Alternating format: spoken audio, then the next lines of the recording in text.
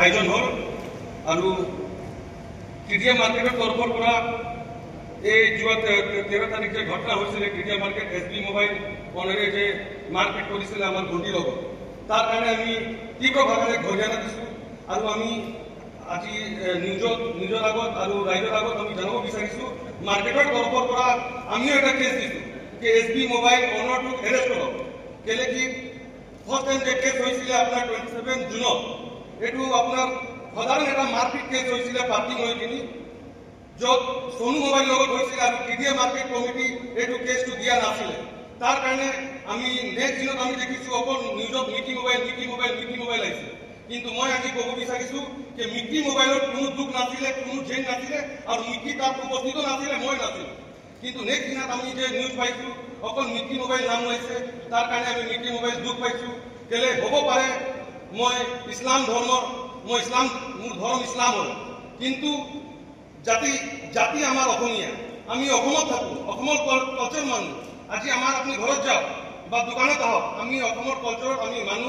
আৰু ধুনীয়াকে আমি চলো আমি বিহু প্ৰেমী হয় ঠিক আছে কিন্তু আজি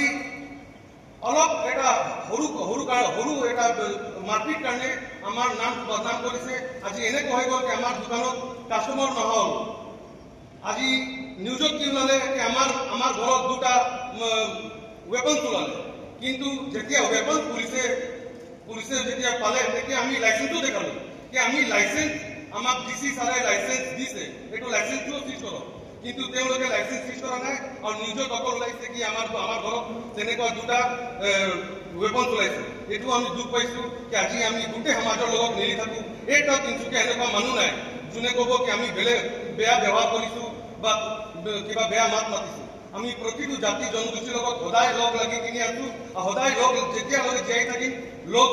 হৈ কিনি জীয়াই থাকিম কিন্তু মই আজি আমার চেয়ারম্যান সাহেবক কব বিচাৰিছো যে এটা স্ট্ৰং কমিটি ফৰ্ম কৰক আৰু আজি যে বাৰবাৰ নিউজ দেখাইছে যে আমাৰ খিলঞ্জীয়াৰ ওপৰত অত্যাচাৰ হয়েছে আমিও খিলঞ্জীয়া হয় আমিও অসমৰ বাসিন্দা হয় কিন্তু আমিও দুখ পাইছো আজি যে এসবি মোবাইলত যেনেকৈ আমার ভণ্টিক যে মারপিট যে করা হয়েছে আমিও দুখ পাইছো আমিও বিচাৰিছো যে এৰেস্ট হোক জেল যাও আৰ এনেকুৱা কাণ্ডটো আকৌ নেক্সট টাইম আমার কেডিয়া মার্কেটত এইটো হব নালাগে আর আমার যিমান দোকানী আছে তেওঁলোকক মই রিকুয়েস্ট কৰিছো যে তেনেকৈ যদি ঘটনা আকৌ যদি ঘটে এই পুরা তিনচুকীয়া কেডিয়া মার্কেট যিমান দোকানী আছে সবে একশন লওক যাই কিনে নিজে থানাত যাও আর এই দোকানীটো এরেস্ট কৰক আৰ মই আমাৰ যিমান জাতি জনগোষ্ঠী সংগঠন আছে তেওঁলোকে এটা ৰিকুয়েস্ট কৰিছো যে যদি এটা দোকানীৰ লগত যদি জেন হৈছে আপুনি এই দোকানীৰ ওপৰত একশন লওক তাক লাগিলে আপনি জেল করক ফাঁসি করক লাগিলে যি করক আমিও আপনার লগ দিম আমিও আগভাগ লম কিন্তু এটা দোকানীর কারণে পুরো মার্কেটটো বন্ধ করাই দিয়া যেতিয়া বন্ধ করাই দিয়ে এইটো সবর প্রবলেম হয় মই ইয়াতে কথা কব বিচাৰিছো আপোনাক কবলৈ বিচাৰিছো প্লিজ আপোনাক কব বিচাৰিছো আপুনি এইবিলাক মানে যি হৈ গ'ল কিন্তু আপুনি এইবিলাক মানে ৰাইজক সাংবাদিকক এইবিলাক দল সংগঠনক অপমান কৰাৰ আপোনাৰ অধিকাৰ নাই আৰু হেতু নকৰিব ভৱিষ্যতেও নকৰিব